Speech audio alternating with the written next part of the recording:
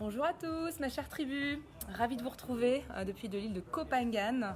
Alors aujourd'hui, j'ai une surprise pour vous. C'est en toute spontanéité que je vous fais un appel, un Facebook Live avec Jeanne. Vous voyez, j'ai même mon maillot. J'étais prête à plonger dans l'eau quand j'ai eu une belle conversation avec Jeanne sur tout son périple. Jeanne, ça fait bientôt 1 an que tu es partie de la France. Oui, c'est ça. Voilà, et elle m'a expliqué tout ce qui s'est passé pour elle, son cheminement intérieur, et j'ai trouvé ça tellement intéressant. En fait, je me suis dit, mais il faut absolument que je partage cette histoire, tout ce que tu as pu me partager voilà, sur la confiance en soi, l'envie d'aller de l'avant et d'apprendre à mieux se connaître en fait, à travers le voyage. J'ai envie de le partager avec vous. Voilà. Donc Jeanne, je te laisse te présenter. Donc moi c'est Jeanne, j'ai 27 ans et j'ai commencé à voyager il y a maintenant un petit peu plus de 8 mois. Alors avant ça, j'avais une vie, tout ce qu'il y a de plus normal, on va dire. J'avais mon CDI en France, j'avais un appartement, tout bien décoré, avec un petit dressing, une petite terrasse, enfin voilà. J'avais un chéri. Le package. Le package, la vie normale, classique. Et on va dire que j'ai fait une petite crise des 25 ans. Ouais. 25, des fois 30, des fois voilà. 35, tu sais. Et en fait, le déclic, ça a été que j'étais à 2 doigts d'acheter un appartement donc avec mon copain. Et je me suis dit, ok, là, tu es face à une autoroute. Ta vie, elle est un petit peu tracée, on va dire. Et j'ai ressenti ce besoin d'apprendre à me connaître. Et je me sentais pas prête à avoir, on va dire, une vie comme cette autoroute, quoi. Ouais. Et ouais, j'avais envie d'apprendre à me connaître. Et du coup, le voyage, ça a été pour moi une révélation. Alors et puis tu me disais aussi, tu dis, mais j'avais même du mal à choisir, si on allait au restaurant, je savais pas quel menu prendre ou quel plat. Tu avais du mal à connaître tes préférences, qui tu étais toi, en fait. C'est ça. J'étais très, très, très indécise. Tu t'occupais aussi beaucoup des autres, est-ce que tu me disais? Beaucoup des autres, tourner vers l'autre, et je prenais mes décisions aussi beaucoup en fonction des autres, pour faire plaisir ou pour pas déranger. On a un petit peu ce truc, peut-être aussi en tant que femme, c'est sûr, de se mettre un petit peu en retrait. C'est ça. Et à un moment donné, on se perd un peu là-dedans, dans une routine où justement on pense plus à l'autre qu'à soi. Et j'avais envie de penser à moi. Ouais, yes. Voilà. Ouais. Et c'est vrai que ça peut arriver à tellement de personnes et de femmes surtout, en fait, de reléguer un peu nos besoins au second plan parce qu'on veut faire plaisir à l'autre, ne pas oser dire ce qu'on pense parce qu'on a peur de blesser, de créer un conflit, et d'avoir vraiment envie c'est ça, d'être vraiment au service de l'autre avant d'être au service de soi-même, en fait. Et d'où le manque de connexion que tu as avec toi. Puis tu me disais des fois, mais au niveau sentimental, c'était pas toujours évident aussi. C'est ça. J'avais créé une sorte de protection autour de moi et j'étais coupée de certaines émotions. Tu as eu du mal à exprimer tes émotions, à les ressentir énormément de mal à exprimer mes émotions, à ressentir aussi certaines choses. Ouais, je pense que c'était une forme de protection pour pas souffrir finalement. Ouais, bien sûr. Et j'ai eu envie de casser un peu tout ça, casser les codes. Et je pense que se retrouver seule face à soi-même, loin de son confort, de sa stabilité, ça permet peut-être plus facilement de se mettre à nu et d'apprendre à se connaître. Et puis dans ce que tu dis aussi, je pense que ça peut arriver à tellement d'entre nous, par exemple, d'aller chercher à l'extérieur cette validation, cet amour, cette confiance dont on a tellement besoin en fait pour se sentir bien, se sentir ancré. Alors qu'en fait, dans ce que tu me dis, le fait que tu étais, par exemple, tellement justement au service des autres, toujours à vouloir être plaire aux autres d'une certaine manière, en fait, pour être aimé, en fait, il n'y avait plus forcément ce lien authentique avec toi qui t'empêchait en fait d'être en connexion avec tes émotions et et puis de pouvoir ensuite aimer aussi en retour, parce que c'est difficile en fait d'aimer les autres de manière authentique. Quand on a du mal à s'aimer soi, il y a souvent cet effet miroir un petit peu entre la relation avec moi et la relation avec l'autre, en fait. Tout à fait. Ouais, c'est clair. Waouh, c'est quel chemin. Alors raconte-nous un petit peu. C'était quoi ton déclic? Tu nous as dit, donc c'était vraiment le fait d'avoir dû justement, acheter cet appartement. Tu t'es mis face à toi-même. Et après, qu'est-ce qui s'est passé? Raconte-nous un petit peu. J'ai toujours rêvé de voyage. Ça a toujours été quelque chose, un rêve lointain, on va dire. Et je me sentais jamais prête à le faire parce qu'on est dans son quotidien et que c'est jamais le bon moment. Ouais. Après, il y a le travail. D'abord, il y a les études, ensuite, il y a le travail, puis il y a les projets à deux. Et donc, c'est jamais le bon moment. Et finalement, ça a été, c'est devenu obsessionnel. D'accord. Cette idée de voyage. Ah, wow. Ça a vraiment été, si je le fais pas maintenant, je le ferai jamais. Et voilà, et je me suis juste lancée. Il y a eu, je pense que l'électrochoc, ça a vraiment été l'appartement. Ouais. Le fait de se projeter sur quelque chose sur le long terme. Ouais, c'est ça. Ouais. Et je me suis dit, bon, bah voilà, si tu pars maintenant dans ce chemin de vie, tu pourras plus voyager comme ça, aussi librement et seule, quoi. Et j'avais envie de le faire seule. Ouais. Donc je me suis lancée et un soir, j'ai acheté un billet d'avion, un aller sans retour. Alors juste avant, tu m'avais dit que tu avais tombé sur un livre. Oui, aussi, oui. Ouais. Oui, effectivement, je suis tombée sur un livre. Le livre, c'était Mange, Prie, Aime. Donc un livre qui est assez connu, mais j'en avais déjà entendu parler, mais bizarrement, je ne l'ai jamais ouvert. Je l'avais dans ma bibliothèque. Ouais. Jamais ouvert, et un jour une copine m'a dit mais t'as déjà lu ce livre parce que je pense qu'il te parlerait beaucoup vu dans l'état dans lequel t'es actuellement. Ouais. Et je me suis dit bon ok pourquoi pas. Merci la copine, c'est l'ange gardien qui vient passer. C'est la bonne copine. Ouais, c'est ça. Et j'ai ouvert le livre et ça a été une révélation parce que j'aurais pu écrire chaque mot. Waouh, donc tu t'es vraiment sentie touchée par... Je me suis sentie énormément touchée et je me suis aussi sentie moins seule. Parce que je me suis dit en fait, parce que c'est déstabilisant d'arriver à un moment comme ça dans sa vie où on n'a pas envie d'avancer mais on ne sait pas non plus où on veut aller. C'est clair. Et du coup, ce livre, il m'a juste fait réaliser que j'étais pas toute seule. Qu'il y avait d'autres femmes qui vivaient des phases de transition, d'envie d'apprendre à se connaître, de pouvoir... Et aussi, je pense que en tant que femme, on a tendance à toujours dire que tout va bien. Oui, dans mon couple, ça va. Oui, le boulot, c'est super. Et finalement, on ne s'autorise pas trop à dire bah non, là, ça va pas, je suis perdue, j'ai plus envie d'aller de l'avant. Et puis, dans ce que tu dis aussi, je pense que c'est déjà même de s'admettre à soi-même avant d'admettre à l'autre que ça va pas forcément. Ça demande énormément déjà de savoir, même de le ressentir en disant des fois, on ne se sent pas forcément bien et ça s'accumule. On se dit, mais comment ça se fait que je me sens pas si bien? Ah, et pourquoi je suis triste? Pourquoi je suis en colère?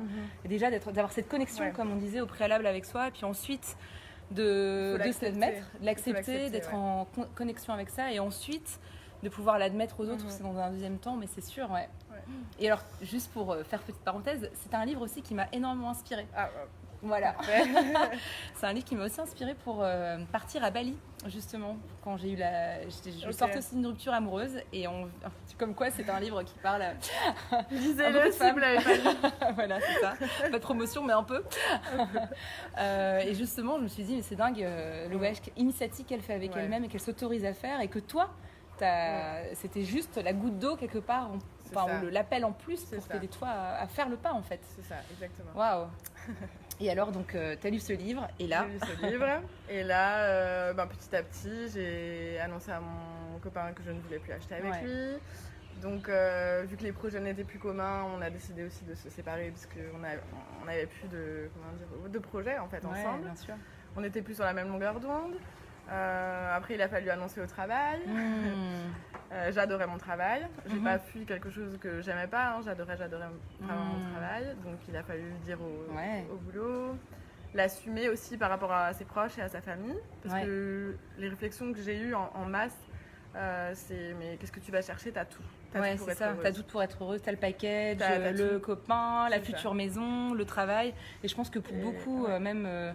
d'entre nous, enfin, on peut avoir cette image aussi que la société nous projette en disant mais j'ai tout, j'ai le CDI très confort, etc. Et pourtant, il y a quelque chose au fond de moi qui ne résonne pas, qui n'est pas aligné en fait. Et je dirais que ça, c'est la première étape et qui n'est pas évidente. Ouais, c'est ça. De se confronter au regard des autres et d'assumer jusqu'au bout son envie de changement. C'est pas évident, c'est une première étape qui n'est pas évidente, mais une fois qu'elle est passée, ça va. Wow. Quel courage quand même, t'as démontré. C'est pas tous les jours simple. Et même des fois, j'argumentais en disant non, mais j'ai envie de partir pour ça. Et en rentrant chez moi, des fois, je craquais et je pleurais parce que je me disais, mais qu'est-ce que tu es en train de faire? Mais au final, quand on sent quelque chose comme ça dans les tripes, je pense qu'il faut. C'est pas pour rien. C'est là pour une raison, en effet. Et puis, c'est normal d'avoir ce conflit intérieur. Je veux dire, à chaque fois que nous, on sort de notre zone de confort, La zone de confort, elle peut être très inconfortable. Ça peut être, j'ai l'habitude d'aller dans ce travail, alors pourtant il me plaît pas vraiment. J'ai l'habitude d'être dans ce couple, pourtant je me sens vraiment plus alignée depuis des années. J'ai l'habitude d'avoir cette habitude qui ne me sert pas en fait, qui me donne pas plus de joie. Et même, pourtant on se dirait, bah ouais, mais c'est pas très confortable. Bah oui, mais c'est quand même une zone de confort. On est habitué à être dans cette énergie-là, à faire ce choix-là. Et quelque part, sortir de cette fausse zone de confort, ça peut être hyper, on dit en québécois, apeurant. J'ai vécu au Canada en fait, tu le sais, ouais, je le dis au préalable, mais voilà, bref, donc ça peut être très apeurant en disant mince, qu'est-ce que je suis en train de faire? Je sors de ma zone de confort et puis il y a un peu la peur de l'inconnu derrière. Et tu l'as bravé. Il y a la peur de l'inconnu, c'est sûr. Ouais. C'est sûr, mais donc, il n'y a rien de mieux pour apprendre à se connaître. Et alors justement, si tu pouvais nous donner 2-3 choses pour lesquelles toi tu t'es auto-surprise en fait, en disant waouh, le fait de voyager. Alors le voyage c'est voilà, j'ai envie de dire une option parmi d'autres pour être à la rencontre de soi. Néanmoins toi avec le voyage, et puis ce que tu me disais aussi, c'est que tu avais pu faire un accompagnement aussi à un moment donné, voilà, qui a pu t'aider aussi à mieux t'apprendre à te connaître. Donc il y a eu quand même plusieurs choses qui t'ont aidé. Il y a eu plusieurs étapes. Oui, j'ai vu une psy pendant 1 an. Ouais. Parce que j'étais dans ma vie confrontée toujours au même mur, on va dire. Ouais, et c'est un mur que je ne savais pas nommer. Et j'avais envie pour une fois de passer de l'autre côté pour franchir une nouvelle étape. Et je ne savais pas forcément ce qui bloquait. La psychothérapie m'a aidé à ça. Ouais. Et le voyage m'a énormément aidé aussi à comprendre certaines choses. Et alors, donne-nous 2-3 choses, 2-3 clés par exemple, ou 2-3 aspects de toi. Tu dis, mais là, ça a été le changement en fait. Il faut savoir que les premiers mois c'était magique tous les jours. Ah ouais, c'était la lune de miel. C'était magique parce que chaque journée en allant dans mon lit, je me disais ah mais attends, t'as fait ça toute seule, t'es allée là toute seule et t'as fait ça pour toi, t'as suivi juste ton cœur, tes envies. Ouais. Et j'allais me coucher, j'arrivais même pas à dormir tellement j'étais fière de moi. En fait c'est ça, c'est la fierté qui a commencé à revenir, la fierté, la confiance en soi. J'ai aussi fait pas mal de trek. D'accord. Donc il y a eu le dépassement physique qui aide aussi pour moi beaucoup le mental. Des moments très compliqués physiquement, à une altitude élevée où j'avais jamais été au Pérou par exemple, à plus de 4000 mètres d'altitude. Ah, quelle expérience! On se retrouve seul aussi face à la nature. La nature m'a aidé à me reconnecter à pas mal de choses. Je me suis émerveillée devant des paysages, j'ai ressenti des émotions, des frissons. C'est ça, tu parlais d'émotions justement et tu as pu revivre tout ça. J'ai pu revivre, sentir des frissons dans tout le corps en juste regardant un paysage parce que toute la journée j'avais transpiré, je pensais jamais arriver au bout. Et là, ça y est, t'arrives sur une vue, un coucher de soleil. Quel cadeau! Ça provoque des comme émotions. Ici d'ailleurs, on a des très beaux couchers de soleil. Parce que Jeanne en ce moment on travaille comme volontaire au Secret Place pour ne pas faire de pub, qui est un endroit que j'affectionne beaucoup pour voir les couchers de soleil et les petits jus de mangue banane qui sont très bons. Et alors donc tu disais la nature t'a aidé, le fait et les choses que tu as pu voir donc de différents, donc tu m'as dit j'ai ressenti des émotions, le fait de pouvoir de vivre, d'être émerveillé par la nature. Et toi en termes de personnalité, qu'est-ce que tu as pu voir de différent? Tu me parlais de cadre à un moment donné quand on avait parlé au préalable, en disant avant que tu étais plus structurée. J'étais très organisée, très organisée parce que je laissais pas trop de place au hasard dans ma vie, parce que c'est toujours quand tout est organisé, il n'y a pas de place au hasard, à l'incertitude, donc on est un peu protégé. On se crée un peu une bulle de confort et en fait tout ça quand on part en voyage ça part en ça explose parce qu'il y a plus, c'est l'inconnu tous les jours, on change d'endroit tous les jours. Puis tu as fait des rencontres aussi, tu m'as dit complètement. J'ai fait des rencontres exceptionnelles. On m'a toujours dit dans la vie c'est toujours les bonnes personnes au bon moment. Je disais toujours n'importe quoi. J'étais très très sceptique. Ça c'est une bonne croyance je pense. Parce que des croyances limitantes, mais là elle a l'air plutôt. Mais j'étais très sceptique à tout ce genre de choses. Mais honnêtement, les bonnes personnes au bon moment toujours. Et même quand des fois j'avais un petit coup de mou, parce que faut pas se leurrer, c'est pas non plus rose tous les jours. Il y a des petits coups de mou parce qu'on est loin de tout, tout le monde. Clair, et les émotions sont décuplées. Donc quand c'est bien, c'est super bien, mais quand ça va pas, ça va pas. Tout est plus fort. Donc apprendre à gérer. Apprendre à gérer aussi ses émotions seule. Et à chaque fois que j'ai eu un petit coup de mou, j'ai fait la rencontre au bon moment qui m'a reboosté. Ou souvent des gens qui avaient un peu la même histoire de vie que moi, et on a pu échanger. Puis je me suis ouverte aussi à peut-être des personnes auxquelles j'aurais pas forcément parlé dans ma vie de tous les jours, routine. Donc ça t'a vraiment, en fait, ce voyage, ce que j'entends, ça t'a permis de sortir de ta zone de confort et de pouvoir vraiment être en contact de la nature, de pouvoir rencontrer des gens qui étaient complètement hors contexte par rapport à là où tu étais en France. Et puis tu me parlais au même préalable des fois, comme tout le monde a tendance à juger ou de mettre des gens dans les boîtes parce que c'est très rassurant. C'est rassurant. Tu disais qu'en France, c'est ce qui des fois tu ressentais comme type de mentalité et que là, au contraire, il y a cette espèce de bienveillance qui se crée avec soi aussi et qui donc se crée plus facilement avec les autres. D'être plus ouvert d'esprit. Et beaucoup moins de jugement. Beaucoup moins dans le jugement de soi. Ouais, c'est ça, c'est toujours de soi. De soi et des autres. C'est aussi s'autoriser justement à avoir un coup de mou. C'est ça. Parce que des fois on se dit ah mais attends, t'es en voyage, tu vois des choses magnifiques, t'as pas le droit d'avoir un coup de mou, mais en fait c'est juste la vie, c'est normal. Donc c'est accepter ça. Et ça c'est quelque chose dans ma vie de tous les jours que j'avais du mal à accepter aussi. Et là, non, c'est normal. Wow. Je sais pas si vous pouvez voir la lumière qu'a Jeanne. En tout cas, moi, je l'ai à côté de moi.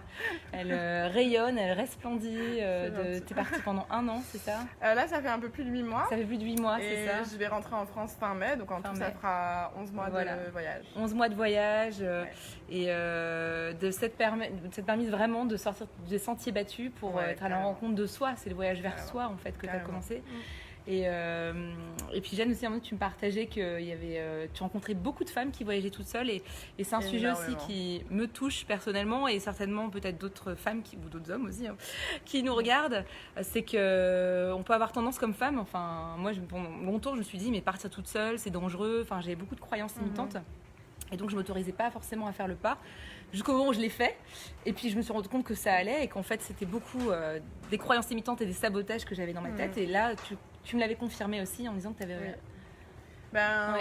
J'ai jamais eu de gros problèmes ou plus de problèmes que dans une vie, on va dire, en France. Oui, il faut... Enfin, ça s'est toujours très bien passé et j'ai toujours rencontré pareil les bonnes personnes au bon moment, même quand j'étais dans des situations un peu... On arrive dans une ville tard le soir, on ne sait pas forcément où aller. C'est du sens commun en fait, du bon sens. J'ai toujours eu des gens qui sont venus m'aider. Il y a une énorme solidarité entre voyageurs, ça c'est super important, que ce soit en tant que femme ou en tant qu'homme. Mais encore plus en tant que femme. En général, tout le monde vient nous aider et ça se passe plutôt bien. Et j'ai rencontré énormément plus de filles, de femmes qui voyageaient seules que d'hommes qui voyageaient seuls, alors que j'étais persuadée du contraire. Les hommes ont tendance plus à voyager en petits groupes. D'accord. Tiens, tu fais une étude sociologique, mais c'est intéressant ça m'a parce que je m'en rends pas forcément compte. Ça m'a interpellée, je pensais vraiment que c'était l'inverse. Et en fait, il y a beaucoup plus de filles qui voyagent toutes seules que d'hommes. D'accord, ok. Sur le long terme, comme ça, beaucoup plus de femmes. Waouh. Ok, alors c'est quoi ton prochain voyage, ton prochain défi, j'ai envie de dire? Mon prochain défi, c'est dans 1 semaine. C'est un nouveau pays, donc je vais en Birmanie. Et le prochain défi, c'est ma retraite de méditation. Ta retraite Vipassana. Vipassana, voilà. Pendant 10 jours de silence. C'est la première fois. Donc ça aussi, c'est un peu un fil rouge dans mon voyage, c'est que je me suis autorisée, on va dire. Ou alors je me suis permis de relever des challenges que j'aurais jamais relevés dans ma vie. Comme aujourd'hui d'ailleurs. Comme aujourd'hui, je suis d'habitude pas très à l'aise. Ou même là, hier soir. Très à l'aise, Hier soir, j'ai travaillé dans un bar. C'était ma première fois. Ah d'accord. Je travaillais dans un bar. Le jus de mangue que tu m'as fait était très bon. Je tiens à le dire. C'était un rêve que j'avais, voilà. Et donc la retraite tu t'es fait quoi? Tu t'es fait une liste de ce que tu voulais vivre ou comment t'as fait ton voyage en fait? C'est vraiment à la base de la base. J'ai fait une liste de tous les pays que j'avais envie de faire, des pays qui me tenaient à cœur, des pays où je rêvais en voyant des photos, en regardant mon Instagram. Donc j'ai fait une liste de pays. Il y en avait 15 au total. C'était pas réalisable en un voyage parce que j'aime bien prendre mon temps et profiter, m'imprégner de la culture. Et j'ai choisi en fait les pays qui étaient un peu frontaliers ou pas trop éloigné pour aussi que ça rentre dans un budget parce que le budget est quand même important quand on voyage comme ça pendant longtemps. Et j'ai gardé mes gros coups de cœur. Donc mon gros coup de cœur de base avant de partir, c'était le Pérou. J'avais vraiment envie d'aller au Pérou depuis toute petite. Donc ça, c'est un rêve que j'ai réalisé. Le Machu Picchu, là, c'était magique. J'imagine.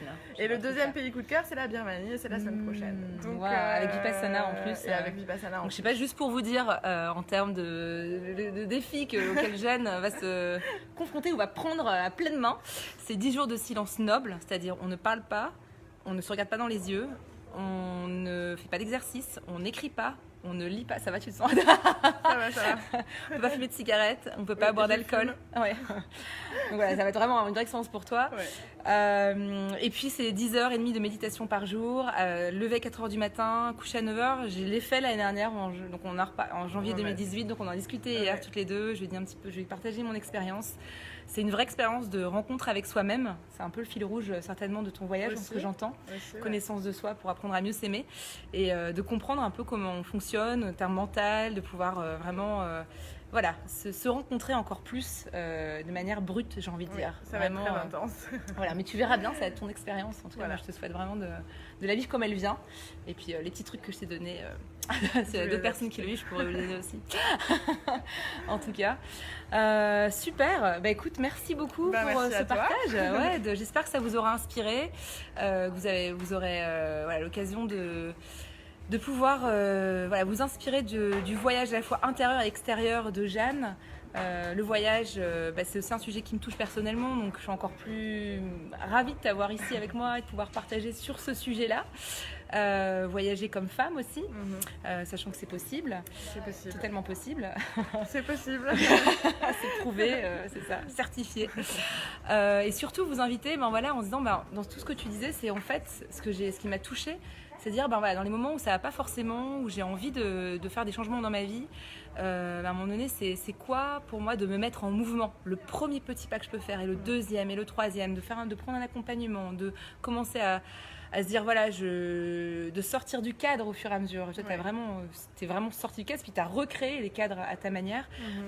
C'est quand même super puissant, et quelque part, tu es en train de créer une vie qui te ressemble. Donc c'est un énorme cadeau que tu es en train de faire pour toute ta vie en fait. Ces 8 mois ont constamment changé le reste de ta vie. Enfin, tu verras bien, mais en tout cas, dans la personne on verra au retour en France. Mais en tout cas, pour l'instant, oui, ça a clairement changé ma vie. Ouais, complètement, ouais. Donc j'avais vraiment envie de vous envoyer ce beau rayon de soleil de Copenhague avec ce beau message à la fois d'espoir, d'amour de soi, de bienveillance. Et puis sachez que oui, il y a le voyage, il y a d'autres manières. On peut faire du théâtre, faire de la danse, passer par le corps, passer par tellement d'autres manières de pouvoir aussi se rencontrer et apprendre à s'aimer et apprendre à se connaître en fait. Mais j'ai trouvé ton témoignage tellement beau et inspirant que j'avais vraiment envie de vous le partager aussi, donc j'espère que ça vous aura touché. Et puis vous pouvez suivre Jeanne dans ses aventures. Elle a une page Facebook. C'est ça. Voilà. Et donc je vais la mettre, je pense directement, en fait je vais mettre le lien directement dans le post, comme ça vous pourrez directement cliquer dessus, ce sera encore plus simple, et puis suivre Jeanne avant Vipassana. C'est ça. Et puis pour le reste des mois. Compte rendu. Exactement. Bon voilà, je vous souhaite à tous une très belle journée, matinée, soirée, là où vous êtes. Et puis je te remercie beaucoup Jeanne. Merci à toi. Tout ton temps et puis ta générosité de partage aussi. Avec plaisir. Voilà, à bientôt. Au revoir. Au revoir.